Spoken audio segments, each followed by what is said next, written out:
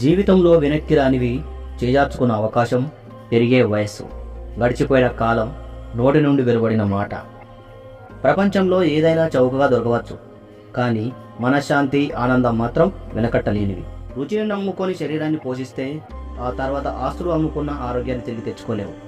పుస్తకాలను నమ్మితే పాఠాలు నేర్పుతాయి, మనుషులను నమ్మితే గుణపాఠాలు నేర్పుతారు. రహస్యాలను ఎప్పటికీ ఎవరికీ చెప్పవద్దు, అది మిమ్మల్ని నాశనం చేస్తుంది. మీ వద్ద ఉన్నంతసేపు రహస్యంగా ఉంటుంది, ఇతరుల చెవున పడ్డాక హాస్యంగా మారుతుంది. జాగ్రత్త.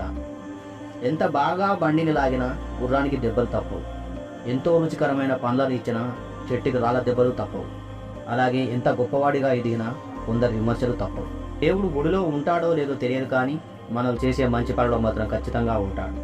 సంతోషం అనేది డబ్బులోనే దొరికితే కేవలం ధనవంతులే నవ్వాలి. ఈ లోకంలో నవ్వడం, నవ్వించడం అలవాటైతే జీవితంలోని ఒడుగుదుడుకులు నిన్ను ఏమీ చేయలేవు.